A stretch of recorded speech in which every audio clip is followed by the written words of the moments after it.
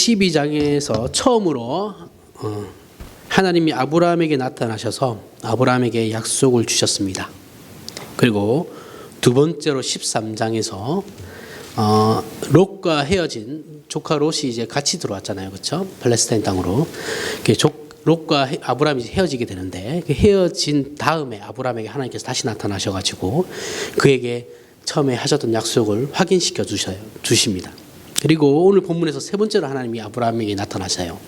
그리고 난 뒤에 아브라함 다시 약속을 확인시켜 주시는데 이제 그런데 이때 상황은 조금 다르죠, 그렇죠? 아브라함이 하나님께 증표를 요구하고 하나님께서는 또 아브라함의 그 요구를 받아주세요. 그 증표를 보여주시죠. 응답해 주십니다. 그리고 오늘 본문에서 우리가 놓치지 말아야 하는 구절이 이제 6절이에요. 6절. 아브라함이 여호와를 믿으니 여호와께서 이를 그의 의로 여기시고입니다. 여기에 오늘 본문의 핵심이에요. 자, 이것은 기독교의 핵심 교리인 믿음으로 의롭다 칭함을 얻는다라는 이신칭의의 교리예요. 종교개혁의 핵심 내용이기도 합니다. 이 루터가 교회에 소속되어 있는 교회만 들어가 있으면 구원을 얻는 것이 아니라 그렇게 해서 우리가 무슨 어떤 공로로 무슨 면죄부 헌금을 해가지고 헌금통에서 돈이 땡그랑 하고 떨어지는 순간 우리의 조상의 영혼이 하늘로 쭉 올라간다, 천국으로 가게 된다. 그게 아니고 우리가 예수 그리스도의 그 공로를 예수 그리스도를 믿음으로 말미암아 하나님께서 우리를 의롭다 칭해 주시는 거다. 요거예요. 이게 종교의 핵심이었어요. 그러니까 교회 안에 들어와 있다고 내가 선한 일을 한다고 구원 받는 게 아니다라는 걸 이제 얘기하는 것이죠. 자, 이신칭이라는 게 이제 그런 내용이죠. 사람은 하나님 앞에서 모두가 죄인입니다. 우리가 아담 이후에 모든 인류는 타락한 존재니까 선한 사람이 없어요. 죄인이므로 의롭게 될 수도 없죠, 당연히. 하나님께서 예수 그리스도를 통해서 그를 믿는 사람들, 그가 예수 그리스도를 통해서 그 믿는 사람들 존재 자체를 우리의 존재 자체를 하나님께서 의롭게 만들어 주시진 않아요.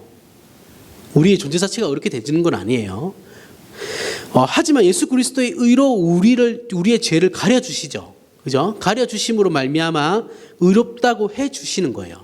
그래, 너희는 의로워질 수 없는데 내가 내 아들의 그 십자가의 희생으로 말미암아서 그 희생으로 너희들을 죄 없다고 내가 해줄게, 이거예요.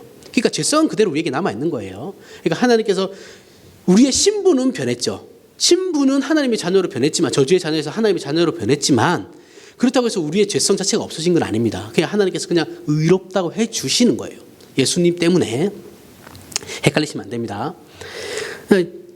이 내용은 기독교인이라고 하면 누구나 알고 있어야 돼요. 이거 모르면 안 됩니다. 교회 다닌다고 하면서 이거 내용 모르면 그 사람 신자라고 하기 힘들어요. 누구나 알고 있어야 되는 거예요. 누구나 알고 있어야 되니까 당연히 교회에서는 가르쳐야 되는데 이 이신칭이라는 내자가 뭐가 그렇게 어려운 건지 모르겠는데 이게 어렵다고 안 가르친단 말이죠. 이 개탄할 노릇이죠. 안 어려워요. 어려운 거 아닙니다. 예수 그리스도 믿음으로 말미암아서 우리 하나님께서 우리를 의롭다고 해주시는 거, 이게 뭐가 어려워요. 우리 다 알고 있는 내용이잖아요, 그렇죠? 어렵지 않습니다. 당연히 알아야 돼요. 누구나 다 알아야 돼요. 너 이신칭이가 뭐야라고 물어보면 이신칭이라는 단어도 알고 이신득이라고도 해요.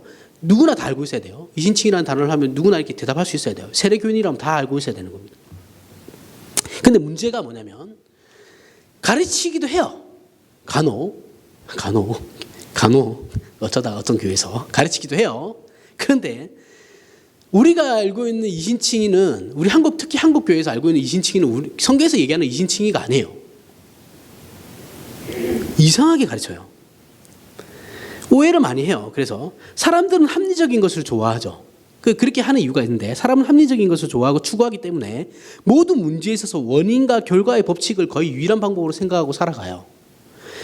그래서 세상에 그 어떤 것이든 그것에는 원인이 있기 때문에 그에 맞는 결과가 발생하는 것이라고, 그것이 세상의 이치며 진리라고 믿고 살아가죠. 이런 생각과 오해가 믿음으로 의롭다 칭함을 얻는다는 이신칭의에도 그대로 적용이 돼요. 그래서 이 이신칭의를 우리의 믿음이 원인이 되어서, 내가 예수 그리스도를 믿는다는 것이 하나의 원인이 되어서 의롭다함을 하나님으로부터 내가 얻어냈다, 이렇게 가르쳐요. 이거 아닙니다. 이거 절대 아니에요. 예로 우리는 예수를 믿으면 구원을 얻는다라는 말해요. 그죠? 이렇게 얘기해요. 예수 믿으면 구원 얻어요 라고 얘기하죠. 이 말 자체가 틀린 건 아니에요. 틀린 건 아닌데 이 말을 우리가 그대로 생각하는 것하고 성경이 얘기하는 것하고는 달라요. 말 자체는 맞아요. 믿으면 구원을 얻어요. 그러나 이 말은 우리의 믿음이 원인이 되어서 의롭다라는 결과를 얻게 된 것이 아니에요. 그렇게 이해하고 있으면 이건 잘못 이해하고 있는 거예요. 그것은 성경이 말하는 것과 전혀 다른 가르침이에요. 이건 이신칭의를 원인과 결과의 법칙으로 이해하기 때문에 그렇게 받아들이고 있는 거죠. 내가 예수 믿으니까 구원 받는 거야. 그렇게만 이해해버리면 안 된다라는 거죠. 이렇게 한국 교회는 오늘 본문에 나오는 아브라함이 여호와를 믿으니 여호와께서 이를 그의 의로 여기시고 이 원인과 결과의 법칙으로 오해하고 있기 때문에 아브라함의 신앙을 우리는 어떻게 하냐면 추종하죠. 거봐, 아브라함은 우리는 본받아야 돼. 이렇게 간단 말이죠. 그게 아니에요. 아브라함은 지금 하나님께 오늘 본문에 잘 보면 밑에까지 쭉 보면 아브라함이 하나님을 믿지 않아요. 믿지 않는 상태에서 하나님께서 네가 이걸 믿으니 내가 어렵다 해줄게라고 하시는 거예요. 아브라함의 행동을 보시면 알게 돼요. 이제 쭉 설명할 건데 아브라함은 하나님의 약속을 믿지 않았어요. 그러니까 하나님께서 세 번에 나타나서 계속 확인해 주시는 거예요. 하나님께서 계속 세 번째 나타나서 야 이제 네 자손이 있을 거야 라고 얘기하는데도 아브라함은 없는데요. 엘리에셀이 내 후손이 될 건데요. 그러니까 아니야 자손이 있을 거야. 그러면 하나님 징표를 보여주세요. 못 믿겠습니다. 요거거든요. 근데 그 중간에 지금 하나님께서 아브라함이 이것을 믿으니 그것을 아브라함의 의로 여기시고 이렇게 얘기하신단 말이죠. 그러니까 원인이 아브라함이 하나님을 믿었다라는 것은 여기에서는 성립이 되지 않아요. 지금 이 본문에서. 자, 우리는 오늘 본문에서 아브라함이 여호와를 믿으니 여호와께서 이를 그의 의로 여기시고라는 이 신칭의를 바르게 이해를 해야 됩니다. 이 본문을 통해서. 그러기 위해 먼저 성경에서 아브라함이 하나님을 믿었다고 하는 말을 오해 없이 제대로 이해를 해야 돼요. 이 오늘 본문에서 얘기하는 아브라함이 여호와를 믿으니 이 말을 제대로 이해를 해야 된다는 거죠. 창세기에서 아브라함이 등장하는 내용의 문맥들을 살펴보면 전체적인 문맥을 살펴보면 12장부터 아브라함이 등장하는 모든 그 장들을 보면 사실 아브라함이 하나님을 신뢰하여서 신실하게 헌신되게 믿었다라는 말하는 내용은 한 군데도 없어요. 유일하게 믿었던 아브라함의 신앙의 최정점을 찍었던 게 이삭을 바치는 거죠. 이삭을 바치는 거예요. 우리 이삭이. 그때는 아브라함이 하나님을 믿죠. 왜냐하면 엄청난 시간이 몇십 년이 지난 상태예요. 그러니까 아브라함은 하나님을 알죠. 이제는 하나님이란 분은 이런 분이지. 그러니까 하나님께서 나에게 하나밖에 없는 아들을 주셨는데 이 이삭을 나에게 하나님께 바치라고 한 건 하나님의 어떠한 뜻이 있을 것이다. 그때서야 이제 아브라함이 어느 정도 하나님을 아는 거예요. 그래서 데리고 가서 아무 그거 없이 이삭을 바치려고 했던 거고, 만약에 죽였다고 해도 하나님께서 살려주실 거다라는 걸 믿었어요. 왜냐하면 하나님은 이삭이라는 애가 자체가 내 능력으로 낳은 아이가 아니다라는 것을 아브라함이 그때서야 알고 있었기 때문에. 그러니까 이게 전체적으로 이렇게 다 이해하셔야 된다는 거예요. 아브라함의 신앙을, 아브라함의 인생 전체를 가지고 이해를 하셔야 되는 거예요. 자, 계속해서 설명하겠습니다. 자, 오늘 본문 1절을 보세요. 보면 이후에 여호와의 말씀이 환상 중에 아브라함에게 임하여 이르시되 아브라함아 두려워하지 말라. 나는 내 방패요 너의 지극히 큰 상급이니라 라고 말씀하십니다. 자, 현재 아브라함에게는 어떤 근심 걱정이 있는 거예요. 그렇죠? 하나님께서 나타나셔가지고 이렇게 위로하시는 걸 보니까 근심 걱정이 있는데, 어떤 사람들은 이제 저도 어렸을 때 이렇게 배웠는데 이게 이제 앞장에서 아브라함이 전쟁을 이겼죠. 그래서 롯을 구해와요. 그죠? 그래서 이 전쟁에 대한 후유증, 저 연합군들로 말미암아 내가 다시 어떤 피해를 보지 않을까라는 걱정을 하고 있기 때문에 하나님께서 나타나신 것이다라고 얘기하는 사람들인데, 그렇지는 않습니다. 이건 너무 단순한 해석이에요. 왜냐하면 그 다음에 아브라함의 근심 걱정에 대한 근거가 나와요. 2절 3절을 보면 아브라함이 이르되 주 여호와여 무엇을 내게 주시려 하나이까 라고 하죠. 아브라함이 근심 걱정인데 너 뭐 문제 있어? 이렇게 하나님께서 물으시니까 하나님 도대체 나한테 뭘 주시려고 그러는, 이때까지 지금 시간이 많이 지났는데 하나님 나에게 주신다고 뭘 하셨는데 주신 건 없고 맨날 이렇게 허송세만 보내는 것 같고, 하나님 지금 애를 낳아도 길러도 지금 제가 키울까 말까 하는 지금 나이인데 뭐 나한테 주시는 거 아무것도 없고 뭐 어떻게 하라는 거예요? 도대체 뭘 주려고 그러는 겁니까? 라고 얘기하는 거죠. 그런 뉘앙스예요. 나는 자식이 없습니다. 자식 주신다고 했는데 안 줬잖아요. 그러니까 내가 걱정받기 더 하겠어요. 이거죠. 이태는 자식이 있어야 되니까. 자식이 제일 중요한 거니까. 나에게는 상속자가 없어요. 한 주신다는 주신다는 자식이 없어서 이제는 제 엘리에셀을 내 그냥 후계자로 삼으려고 합니다. 이게 삐진 거예요. 아브라함이 지금 하나님께. 아브라함이 또 이르되 주께서 내게 씨를 주시지 아니하셨으니 주신다고 했는데 안 주셨으니 내 집에서 내가 길린 쟤를 엘리에셀을 내가 그냥 후계자로 삼으려고 합니다. 이거예요. 반항이죠. 이 내용을 보게 되면 아브라함이 근심 걱정은 일단 전쟁의 후유증은 아니에요. 그렇죠? 아니에요. 아브라함이 걱정하는 건 자신의 후손이 없다라는 거예요. 하나님께서 약속하셨는데 그 약속이 도대체 언제 이루어지나 그 걱정이라는 거예요. 그게 4절 5절 보면 여호와의 하나님께서 이제 아브라함에게 말씀하시죠. 그 사람은 네 상속자가 될 사람이 아니다라고 해요. 네 몸에서 날 자가 너의 상속자가 될 거야라고 하나님께서 다시 확인을 시켜주세요. 그를 그리고 데리고 나갑니다. 밖으로 데리고 나가서 밤이었던가 봐요. 하늘의 별을 보여주시죠. 네 자손이 저렇게 많을 거야라고 얘기하는 거예요. 자, 하나님께서 창세기 12장과 13장에서 분명히 동일한 약속을 하셨어요. 하셨음에도 불구하고 오늘 본문에서 아브라함은 그 약속을 다시 확인시키는 것은 아브라함이 하나님의 약속을 믿지 못하고 있기 때문이에요. 도대체 어느 근거에서 아브라함이 하나님을 믿었다고 얘기하는 거예요? 그렇게 해석할 수 있는 근거가 되는 구절이 하나도 없어요. 그 이유는 오늘 본문에서 아브라함의 행동이 12장, 13장에서와는 다르기 때문이에요. 그죠? 12장에서 13장에서는 하나님께서 아브라함에게 약속하셨을 때 아브라함이 그냥 듣고만 있었어요.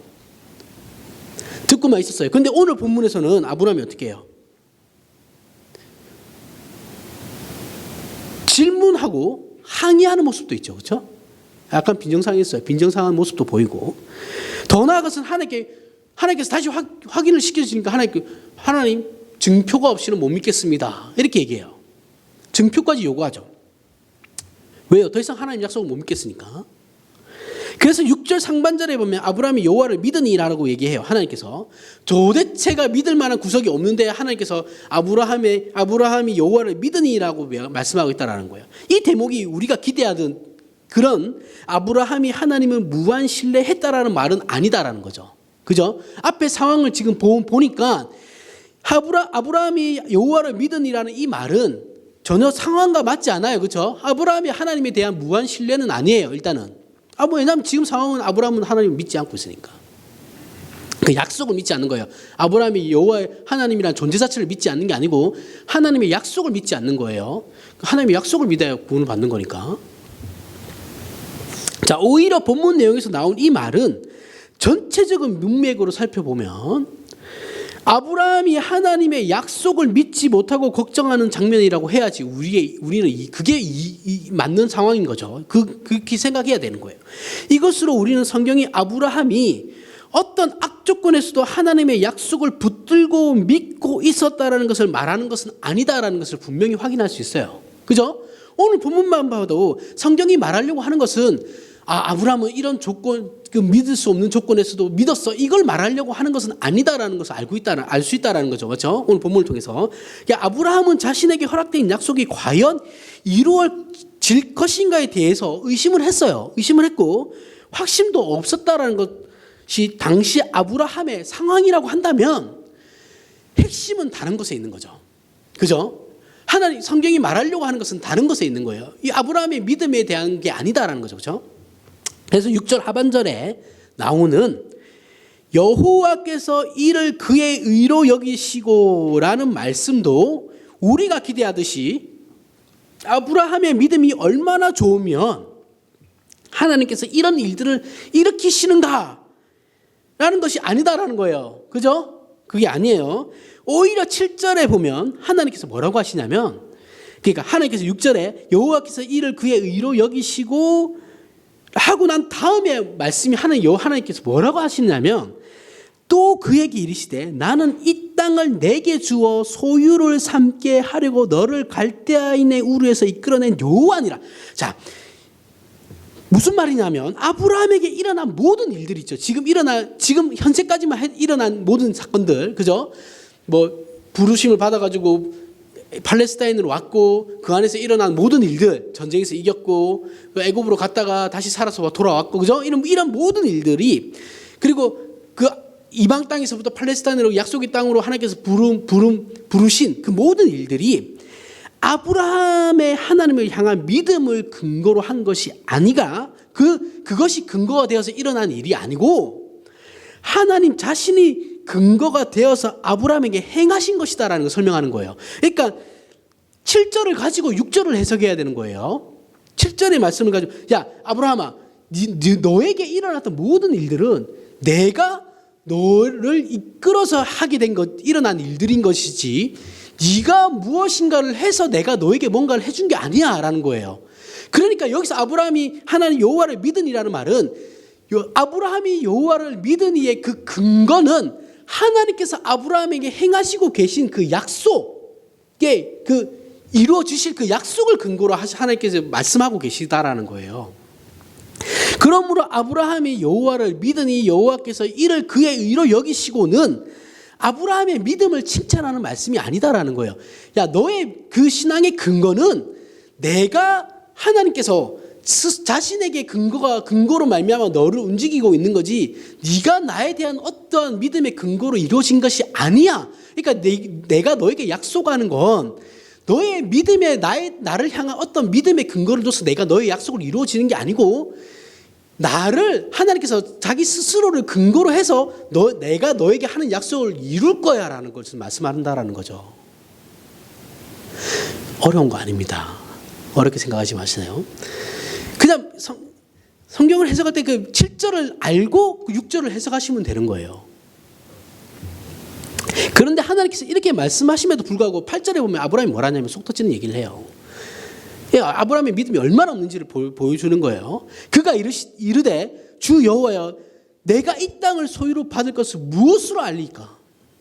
하나님께서 이 땅 나에게 주신다고 했는데 나는 이때까지 땅 받은 거 하나도 없고 자식도 없고, 주신다고 한 땅은 부동산은 하나도 없는데 뭘 믿으라는 거예요? 보여주세요. 그럼 믿을게. 힘 빠지죠. 하나님께서 앞에서 쭉 얘기 다 했는데 이놈의 새끼 이거 죽일 수도 없고, 이런 생각이 뭐 사람이라면 드실 수 있는데, 자, 우리가 성경을 보면서 오해를 하는 이유는 성경을 볼 때 성경이 의도하는 것보다 우리의 선입견이나 편견을 가지고 있기 때문에 성경을 오해하게 되는 거예요. 그리고 하나님께서는 이런 못난 아브라함의 요구를 또 들어주십니다. 들어주시는데 하나님께서 아브라함에게 재물을 준비하라고 해요. 그래? 그럼 내가 보여줄게. 그래, 기다려봐. 일단 재물 준비해. 그리고 각을 떠. 이게 쪼개놔요. 각을 뜬다라는 건 이제 짐승을 딱 절반으로 쪼개가지고 딱 벌려놓는 거거든요. 17절 보면 해가 져서 어두울 때 연기 나는 화로가 보이며 타는 횃불이 쪼갠 고기 사이로 지나가더라. 자, 하나님이 횃불로 이제 그 사이를, 이제 쪼개진 재물 사이를 지나가세요. 자, 이것을 저주의 서약이라고 합니다. 이거 예전에 한중기 목사님이 한번 설명을 했었는데, 이 서약은 고대 사회에서 언약한 관계, 두 사람이 짐승을 반으로 쪼개가지고 그 사이를 지나가죠. 두 사람이 지나가는 거예요. 같이 지나가면서 약속을 깨는 자는 이 재물처럼 쪼개질 것이다 라는 거예요. 그러니까 신실하게 약속을 지켜, 정직하게 약속을 지켜라, 나와의 언약을 지켜라, 이게 의미거든요. 그런데 오늘 이 장면, 지금 17절에 나오는 장면이 재밌죠. 8절부터 17절에 나오는 그 아브라함에게 이제 보여주는 징표가 재밌어요. 이 장면을 살펴보면 각을 떠가지고 이제 짐승이 쪼개는 사이에서 하나님이 혼자서 지나가시는 거예요. 원래 이 언약은 당사자 두 사람이 다 지나가야 되는 건데 하나님만 지나가요. 아브라함은 그냥 가만히 냅둬요. 그죠? 이게 신기한 거죠. 아브라함에게 하나님이 아무런 요구도 하지 않으세요. 너 그냥 거기 가만히 있어 하고 혼자 지나가시고 끝나시는 거예요. 이게 중요한 핵심인데, 하나님께서 이렇게 하신 이유는 아브라함에게 주어진 언약이 하나님의 일방적인 약속이라는 거예요. 나는 지금 너하고 어떤 타협으로 이 약속을 너에게 준 게 아니라는 거예요. 나의 일방적인 약속이고, 이거는 나 혼자서 이 약속을 이루실 거기 때문에 나만 지나가면 되지, 너는 내 약속에 대한 어떤 누림의 대상인 거지 이 약속을 네가 이룰 수 있는 존재는 아니야. 이 약속은 내가 이룰 거야 라는 거예요. 나만이 이룰 거야. 나만이 그리고 이룰 수 있는 거야. 이 약속이 그러니까 아브라함에게 한 약속의 근거는 아브라함이 하나님을 열심히 잘 믿었다가의 근거가 있는 것이 아니고 하나님께서 아브라함을 선택함에 있는 거죠. 그죠? 거기에 약속의 근거가 있는 거예요. 그러니까 하나님께서 내가 너한테 뭔가를 해줄 거는 내가 내 스스로에게 한 약속인 거지. 너에게 네가 나에게 뭔가를 해줘가지고 내가 그에 대한 원인에 대한 결과로 이렇게 해주는 게 아니다라는 거예요. 그러니까 이 지금 아브라함의 구원과 우리가 받은 구원의 대상은 원인이 없는 거예요. 그죠? 우리에게 원인이 없어요. 우리는 그저 우리에게는 결과만 나타난 거죠. 그 원인은 누구예요? 하나님이신 거죠. 그러니까 우리가 구원을 얘기할 때 인과율의 관계를 얘기하면 안 된다는 거예요. 우리가 구원에 있어서는 신앙에 있어서는 원인과 결과의 법칙이 초월한다는 거예요. 이게 세상의 이치하고는 맞지 않는다는 거죠. 그 얘기를 지금 계속 하는 겁니다. 똑같은 얘기를. 자, 하나님께서 이렇게 하신 이유는 아브라함에게 주어진 약속이 하나님의 일반적인 약속이라는 것과 이 약속을 어기면 날 죽여도 좋다라는 거예요.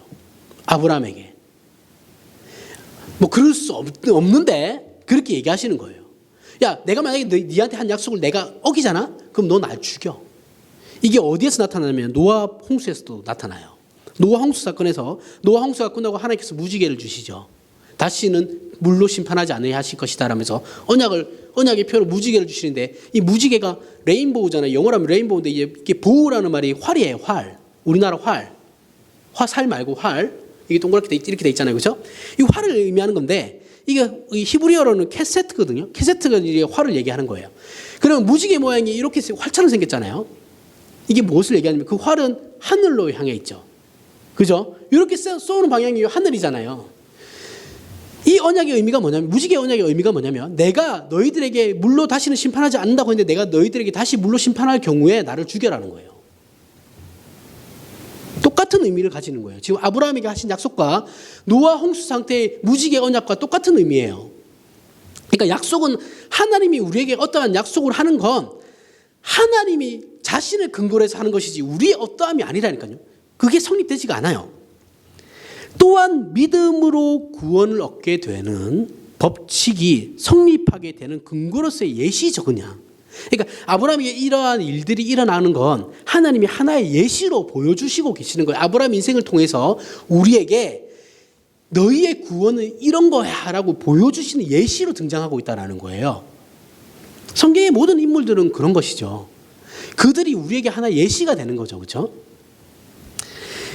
그런데 우리는 신기한 게 이렇게 설명을 해도 우리 자신은 하나님께 항복하지 않아요. 그렇지 않나요? 우리 알량한 자존심 때문에 하나님께 항복 안 하잖아요. 자, 이렇게 기독교 신앙의 본질적인 문제를 창세기에서 이제 아브라함을 통해서 살펴봤는데 이제 로마서 4장에 등장하는 아브라함을 통해서 또 살펴볼 겁니다. 로마서 4장을 한번 찾아보세요.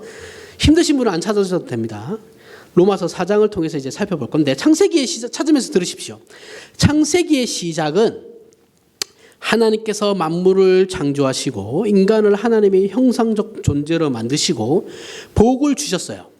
그런데 인간이 죄를 지어서 타락해서 하나님 없이 자기 마음대로 살면서 죄만 지어요. 그리고 우리는 노아 홍수를 통해 타락한 인간에게는 아무런 희망과 소망이 없다라는 것과 바벨탑을 사건을 통해서 타락한 인간들이 어떻게 하나님을 외면하면서 자기 멋대로 살며 멸망을 자초하고 있는가를 확인했어요. 그리고 이제 아브라함이 등장해요. 아브라함이 등장해서 아무런 희망도 소망도 없는 인류를 하나님께서 은혜로 구원을 이제 개입하실 것이다라는 걸 이제 아브라함을 통해서 우리에게 보여주고 계시는 거예요. 우리는 이런 아브라함의 믿음을 논할 때, 얘기할 때 앞에서 얘기했지만 그를 믿음의 영웅으로 이해하고 있어요. 그러면서 우리도 아브라함같이 믿음을 가져서 하나님께 선택받고 구원을 그 결과로 얻자. 그 믿음을 본받자라고만 생각을 해요. 이렇게 이신칭의를 생각하면 잘못된 겁니다.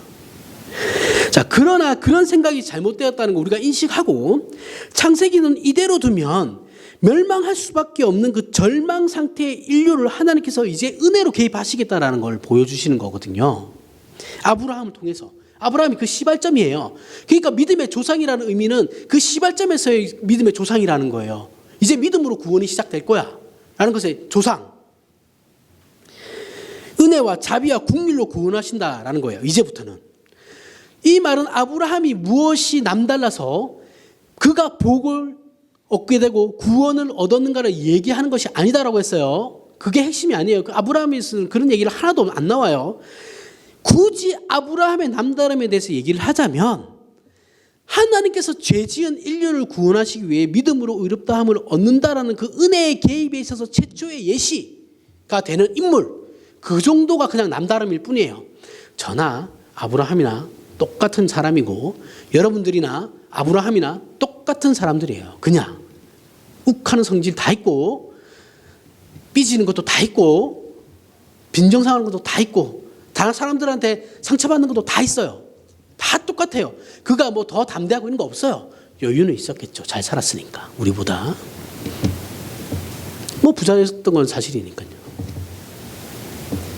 뭐 그 정도예요. 그냥 그 정도. 하지만 이때 당시에 우두머리들은 그만큼의 위험성도 컸죠. 왜냐하면 전쟁에서 지면 우두머리는 목을 땡강 하니까요. 그죠? 목숨 걸고 지키는 거예요, 그거. 로마서 4장 13절에서부터 16절 한번 보겠습니다. 안 찾으셔도 됩니다. 힘드신 분들은. 자, 4장 13절에서부터 16절. 아브라함이나 그의 후손에게 세상의 상속자가 되리라고 하신 언약은 율법으로 말미암은 것이 아니요. 자, 율법으로 말미암은 것이 아니요. 오직 믿음의 의로 말미암은 것이니라. 그죠? 믿음의 의라고 했어요, 바울이. 그 율법은, 그러면서 바울이 하는 말이 율법은 진노를 이루게 하나니 율법이 없는 곳에는 범법도 없느니라. 이거 지난 시간에 제가 설명했어요. 그렇죠? 그러므로 상속자가 되는 그것이 은혜에 속하기 위하여 믿음으로 되나니 이는 그 약속을 그 모든 후손에게 굳게 하려 하심이라. 율법에 속한 자에게 뿐만 아니라 아브라함의 믿음에 속한 자에게도 그러하니 아브라함은 우리 모든 사람의 조상이라. 여기서 바울이 지금 얘기하는 건 율법과 믿음을 대조시키고 있죠. 대조시키고 있어요. 그러면서 율법과 믿음을 이렇게 대조시키는 이유는 율법은 인과적인 법칙에 의해서 움직여진다는 거예요. 내가 이것을 지켰기 때문에 나는 구원받는다. 이게 율법인 거죠. 하나님께서 주신 율법을 내가 지켰기 때문에 나는 구원받는다. 이게 인과적인 방법에 의한 율법이에요. 바울이 설명하는. 근데 믿음은 그게 아니죠. 그죠? 그러니까 율법이라는 거 결국 내가 믿고 안 믿고 내가 지키고 안 지키고는 모두 내 책임에 있는 거예요. 그죠? 율법을 지키는 건 나의 책임인 거잖아요. 내가 만약에 율법을 지켜서 구원을 얻는다고 하는 건 내가 그만큼 열심히 지켰냐 안 지켰냐의 문제인 거거든요. 그러니까 내 구원은 하나님께 있는 것이 아니라 나에게 있어버리게 되는 거예요. 그러니까 이게 아니다라고 얘기하고 있는 거예요. 바울은. 그게 아니고, 야 그게 아니야. 그게 아니고 믿음이라는 것은 내가 어떤 원인을 제공하지 않고 결과를 얻게 되는 법칙이야. 너희들의 구원은 예수 그리스도를 근거로 해서 얻게 되는 구원인 것이지 너희가 어떤 율법을 열심히 지켜서 얻게 되는 구원이 아니다라는 거야. 아니야. 그게 아니야. 이걸 얘기하고 있는 거래요. 그래서 은혜의 법칙, 은혜라고 하죠. 은혜. 우리의 구원은 은혜. 그죠? 선물은 내가 뭔가 해서 얻게 되는 게 아니잖아요. 대가를 받는 게 아니고 그냥 주어지는 거죠. 15절에 율법은 진노를 이루게 하나니 라는 말은 행위의 법칙에 적용하게 되면 우리는 벌받게 받을 수 없는 존재예요. 우리는 어떤 짓을 해도 결국은 벌받게 받을 수밖에 없는 존재였어요. 그죠? 그리고 의로운 것과 선한 것을 이룰 수 없어요. 왜냐하면 하나님과의 관계가 끊어져 있는 상태였기 때문에. 타락한 인간에게는 의와 선을 행할 수 있는 실력이 없어요. 그래서 로마서 3장 10절에서 아브라함이 이제 이것을 설명하기 전에 선언을 먼저 해요. 어떤 선언을 하냐면 의인은 없나니 하나도 없다라고 먼저 선언을 하고 난 뒤에 지금 이 설명들을 쭉 하고 있는 거예요. 율법이 말하는 바는 율법 아래 있는 자들 모든 인류를 말하는 겁니다. 그 율법이 모든 인류를 죄 아래 가두었다라는 거예요. 인간은 그 누구도 의와 선을 생산하지 못해요. 생산하지도 못하고 이루지도 못해요. 인간들은 하나님 앞에 합격받을 의와 선을 생산할 능력도 지식도 실력도 없는 존재들이에요. 그래서 로마서 4장 16절에 그러므로 상속자가 되는 것, 그것이 은혜에 속하기 위하여, 너희가 구원받은 자가 되기 위해서 그것은 이제 은혜에 속하는 것이 되기 위하여 믿음으로 되나니 이 약속을 모든 후손에게 굳게 하려 하심이라. 즉 하나님께서 아브라함에게 하나님께서 아브라함에게 한 약속은 이거예요. 내가 너로 큰 민족을 이루고 내가 너로 복의 근원이 되게 하고 모든 족속이 너를 인하여 복을 받고 너의 후손이 하늘의 별 같고 땅의 티끌 같으리라는 이 약속이 실패할 수 없는 이유는, 이 약속은 절대 실패하지 않죠. 실패할 수 없는 이유는 그 약속의 이유와 원인과 근거가 아브라함이 아닌 하나님께 있기 때문이에요. 믿음에 있다라는 말은 여기서 바울이 얘기하는 그 믿음은 우리가 하나님을 신뢰한다 이 믿음을 얘기하는 게 아니에요. 믿음은 원인 없이 결과가 나타난 것이다라는 거예요. 그걸 지금 바울이 계속 얘기하고 있는 거거든요. 믿음은 하나님께서 우리에게 주신 선물, 선물. 하나님께서 우리에게 원인이나 자격을 요구하지 않아서 가능하게 된 거예요. 그죠? 만약에 율법의 어떤 행위의 법칙이 존재하게 됐으면 하나님께서 우리에게 어떤 것을 요구를 했겠죠. 야, 너네 이거 열심히 지켜야지. 근데 하나님께서 그걸 요구하지 않기 때문에 이 믿음이라는 이 선물이 가능하게 된 거라는 거예요. 구원의 선물이 우리에게. 그런데 로마서 17장에서부터 22절에 보면 4장 17절에서부터 22절에 보면 기록된 바 내가 너를 많은 민족의 조상으로 세웠다 하심과 같으니 그가 믿은 바 하나님은 죽은 자를 살리시며 없는 것을 있는 것으로 부르시는 이시니라. 자, 이걸 잘 보셔야 돼요. 그가 믿은 바 하나님은 죽은 자를 살리시며 없는 것을 있는 것으로 부르시는 이시니라. 자, 계속해서 읽겠습니다. 이걸 기억하세요. 아브라함이 바랄 수 없는 중에 바라고 믿었으니 이는 내 후손이 이 같으리라 하신 말씀대로 많은 민족의 조상이 되게 하려 하심이라. 그가 100세가 되어 자기 몸이 죽은 것 같고 사라의 태가 죽은 것 같음을 알고도 믿음이 약해지지 아니하고 믿음이 없어 하나님의 약속을 의심하지 않고. 자, 이상하죠. 앞에서는 분명히 창세기에서는 하나님의 약속을 의심하고 있는데 바울은 하나님의 약속을 의심하지 않았다고 얘기하고 있어요. 않고 믿음으로 라고 얘기하고 있어요. 그렇죠? 믿음으로 견고하여져서. 자, 아브라함이 하나님의 약속을 의심하지 않고 믿음으로 견고하여져서 하나님께 영광을 돌리며 약속하신 그것을 또한 능히 이루실 것을 확신하였으니 그러므로 그것이 그에게 의로 여겨졌다. 그냥 읽으면 그냥 아브라함이 잘 믿었구나 이렇게 생각하는 딱 대목이죠. 근데 이 앞에 그 믿음으로라는 말을 잘 기억하셔야 되는 거예요. 그가 믿은 바 하나님은 죽은 자를 살리시며 없는 것을 있는 것으로 부르시는 이시니라. 자, 일단은 이거는 조금 뒤에 가고 이 부분부터 살펴보죠. 바랄 수 없는 중에 아브라함이 바라고 믿었고 100세가 되어서 믿음이 약해지지 않았고 하나님의 약속을 의심치 않고 더 믿음이 견고하여져서 약속하신 것을 능히 이루실 줄을 확신함으로써 그 저에게 의로 여기셨다라고 해서 아브라함의 믿음이 마치 그 스스로에게 나온 것처럼 바울이 얘기하고 있어요. 그죠? 그러나 이 부분은 바울이 창세기 15장을 그러면 몰라서 이렇게 얘기했겠냐라는 거예요. 아니죠. 아닙니다. 핵심을 정확하게 바울은 인지하고 있어요. 인지하고 있는 상태에서 로마서 4장 17절 그가 믿은 바 하나님은 이라고 얘기하고 있는 거예요.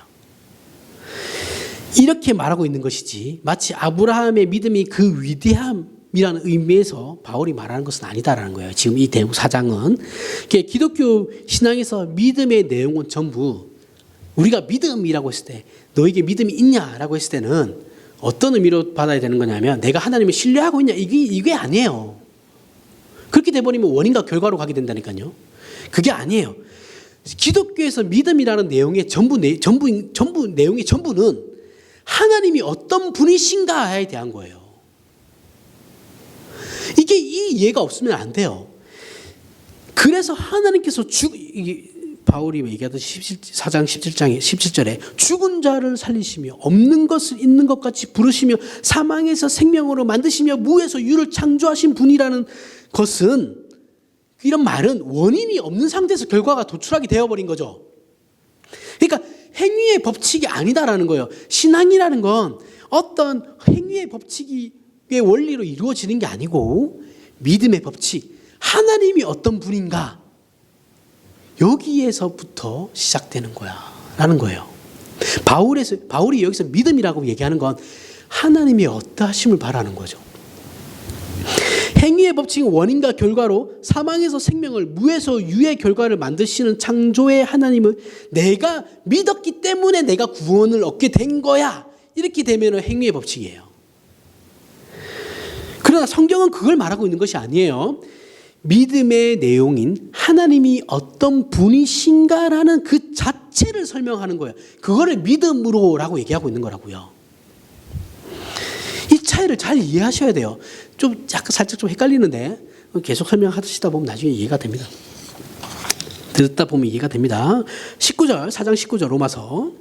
그러면서 이제 그가 백사가 되어 자기 몸이 죽은 것 같고 사라의 태가 죽은 것 같음을 알고도 믿음이 약해지지 아니하고, 자, 우리는 이 말을 어떻게 이해하느냐면 아브라함이 자신의 삶의 정황 속에서 하나님의 약속을 믿을만 하지 못했음에도 불구하고 그가 믿고 신뢰했다는 것을 이해하면 안 돼요.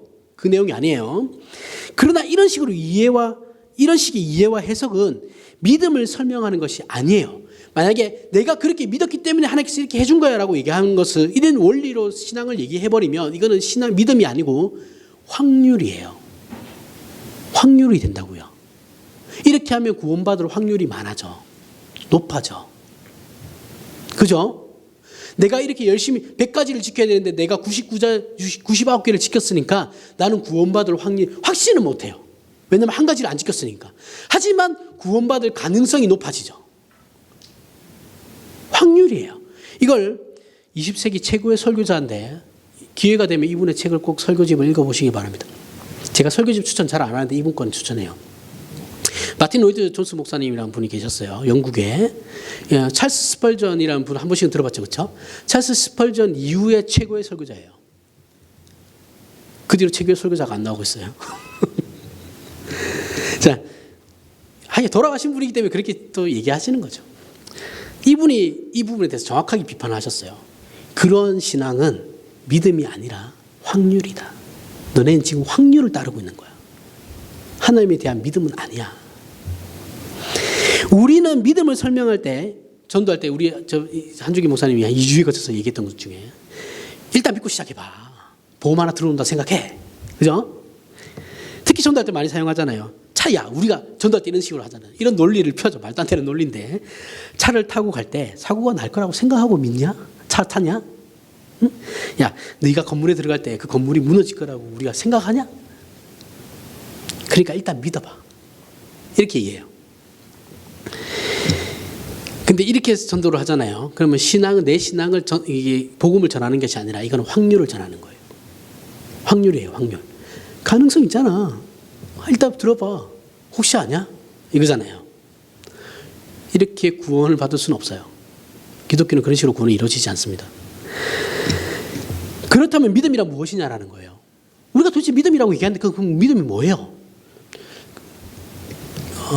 예수전도단, 근데 이제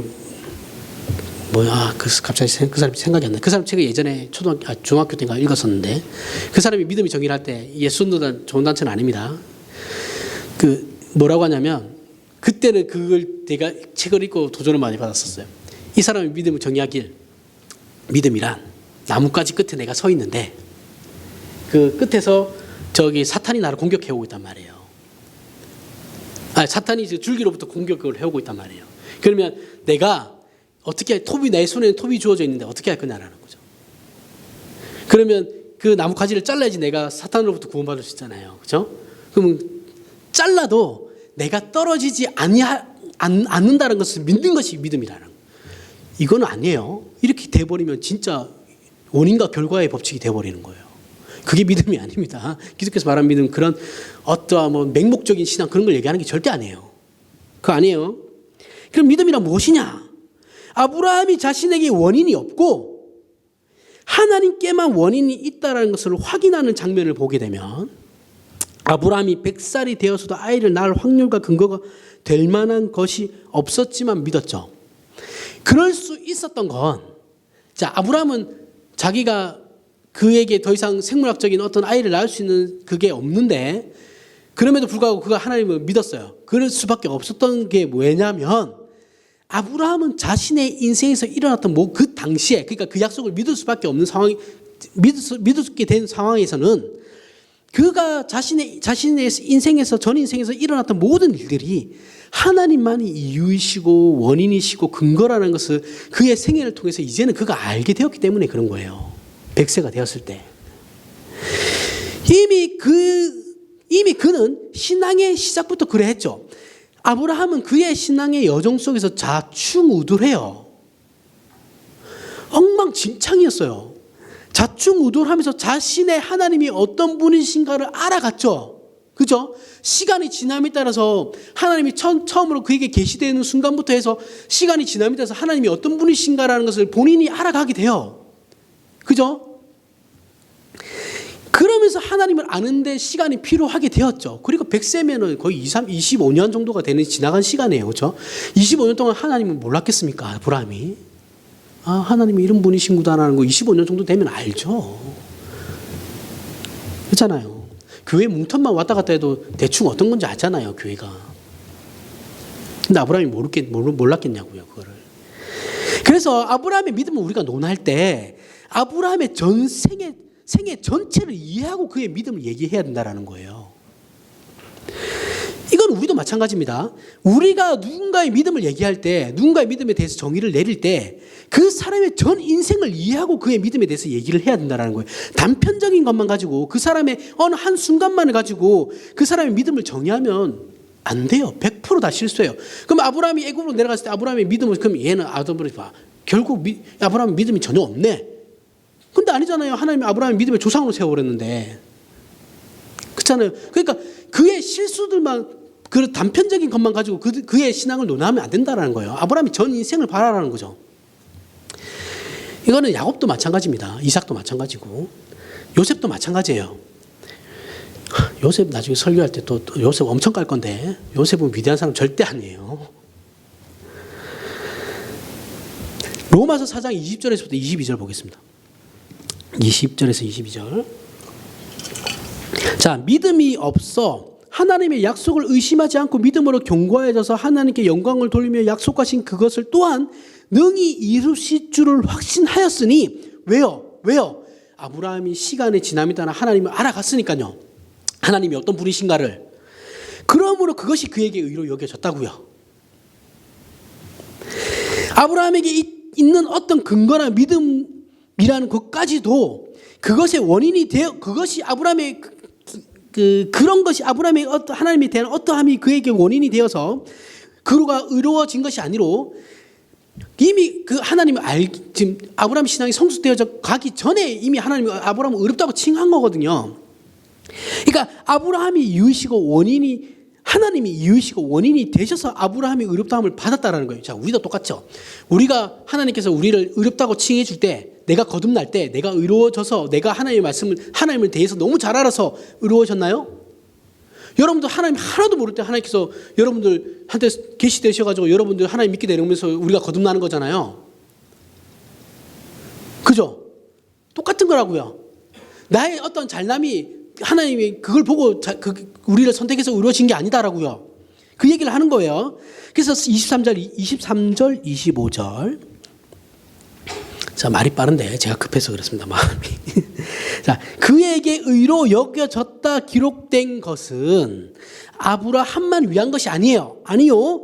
의로 여기심을 받을 우리도 위함이니 곧 예수 우리 주를 죽은 자 가운데서 살리신 이를 믿는 자니라.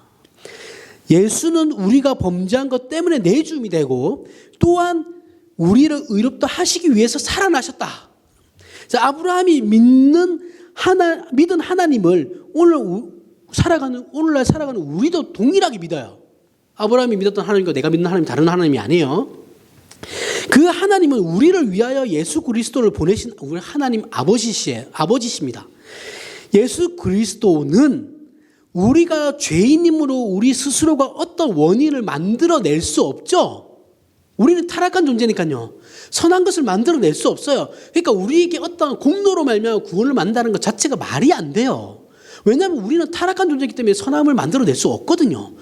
이 말은 곧 공로가 성립되지 않는다라는 거예요. 나의 어떠함이 내 공로가 될 수 없다라는 거예요.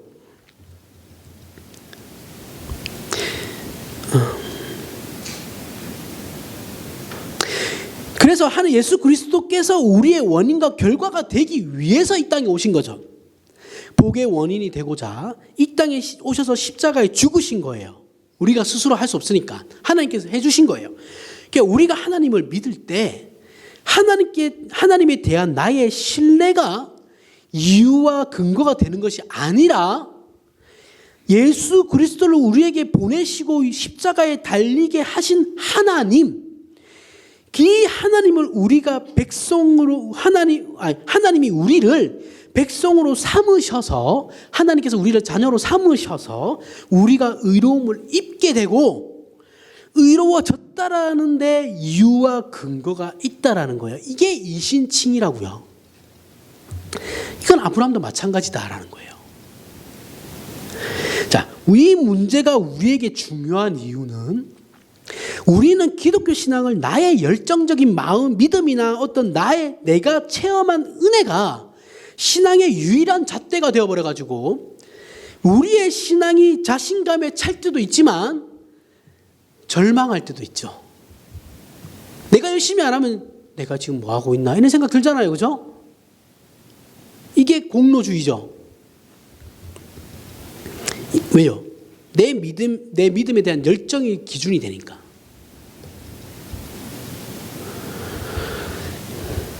그러나 아브라함을 통해서 성경이 말하려고 하는 것은 하나님께서 인류와 역사에 대하여 은혜와 자비를 가지시고 재창조하신다라는 거예요. 그리고 우리는 이 재창조의 은혜와 복주심의 대상이라는 거예요. 저와 여러분들은. 그걸 우리는 또 알죠.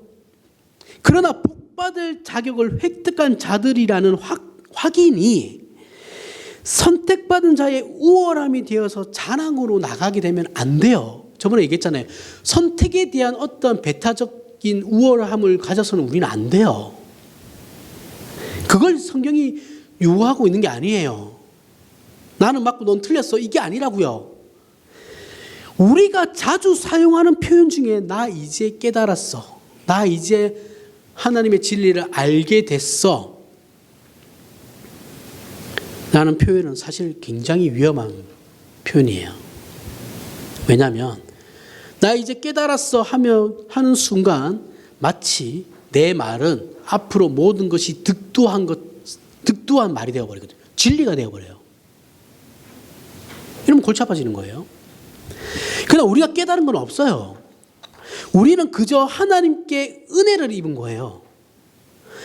그것은 내가 저 사람과 달라서가 아니라 내가 내 옆에 있는 사람과 달라서가 아니라 하나님께서 나에게 은혜를 베푸셔서 내가 무엇인가를 알고 소유하게 믿게 된 거예요.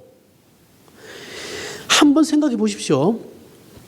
하나님께 은혜를 입었다고 스스로 말하는 자가 하나님께서 은혜로 말미암아 내가 구원을 받았습니다라고 얘기하는 스스로 그렇게 고백하는 자가 다른 사람을 아래로 보거나 다른 사람의 인격을 모독하거나 큰 소리를 친다라는 게 말이 되겠냐고요. 교회 안에서 너 그렇게 하면 벌 받아라고 얘기할 수 있냐고요. 교회 안에서 내 믿음은 맞고 네 믿음은 틀렸으니까 넌 그렇게 하면 안 돼. 이렇게 얘기하면 안 된다라는 거예요. 그건 목사만 하면 됩니다. 목사들만.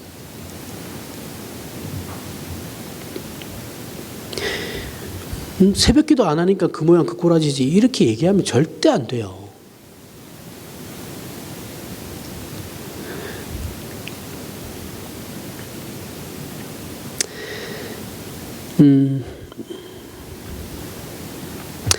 이상하게 근데 기독교 역사 속에서 이게 항상 있었어요. 이런 문제들이 항상 있었어요.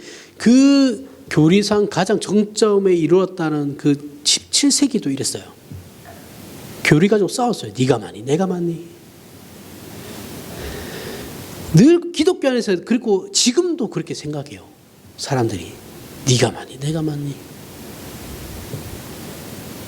그 이유는 자신에게 믿음의 원인이 있다고 생각하기 때문이에요. 보편적으로 사람들이 만드는 모든 종교는 범신론적이에요.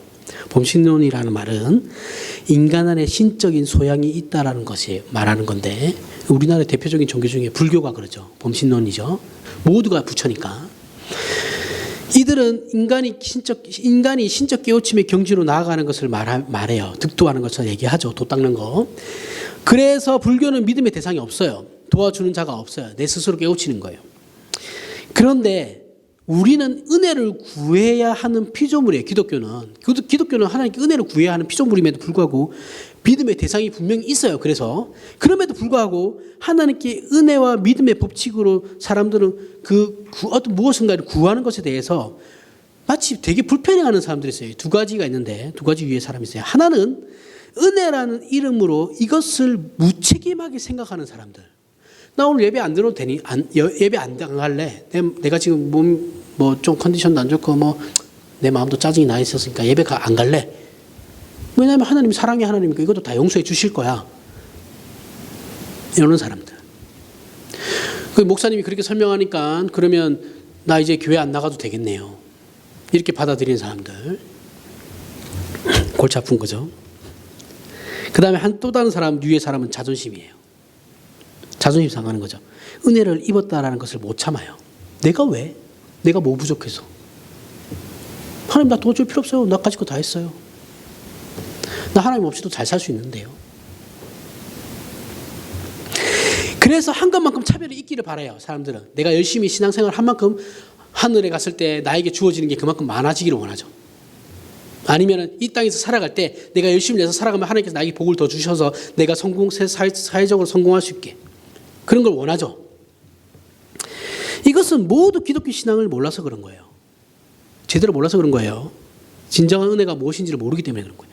은혜의 진정한 의미는 우리를 무능과 부패와 사망에서 구원해 주는 소극적인 결과뿐만 아니라 피조물인 인간이 내가 소원하고 바라고 욕심내는 가장 영광되고 자랑스러운 그 수준, 인간으로서의 가장 고귀한 가치, 수준, 목표, 더 높은 차원의, 그것보다도 하나님께서는 더 높은 차원의 신적 수준과 영광으로 우리를 약속하고 계신다고요. 이게 은혜예요. 이 말은 우리가 바라는 이 정도의 사람, 이 정도면 됐어. 이 정도의 사람 정도가 아니라 하나님의 소원과 기뻐하심의 경지, 우리가 원하는 경지가 아니라 하나님이 원하는 경지에까지 신의 성품에 우리를 참여하게끔 만드시겠다라는 거예요. 즉 하나님의 자녀로 창조 때의 약속대로 하나님의 형상적 존재로 지음받은, 이제는 더 높은 상태의 신적 지혜와 능력과 영광과 승리의 경지로 우리를 약속하고 있는 것이 은혜의 긍정적이고 적극적인 의미라는 거예요. 우리는 우리의 신앙을 상식이나 예의나 도덕이나 능력으로 평가하지 않아야 돼요. 신자의 참된 신앙의 본질은 우리의 인격과 존재에서 하나님을 담는 영광이에요. 그리고 그것이 우리 신자에게 자랑이에요. 이것은 우리가 상상하는 그 어느 것보다 놀라운 것이죠. 이것을 향하여 우리 스스로를 예수 그리스도 안에서 용서할 줄 알아야 돼요. 내 자신을 용서할 줄도 알아야 돼요. 그리고 사랑할 줄도 알아야 돼요. 그리고 자랑할 줄도 알아야 되는 거예요. 그래서 예수 그리스도 안에서 허락된 참된 구원의 진정한 내용들을 내가 살아가면서 누리며 소원하는 그런 인생을 사시길 바랍니다. 기도하겠습니다.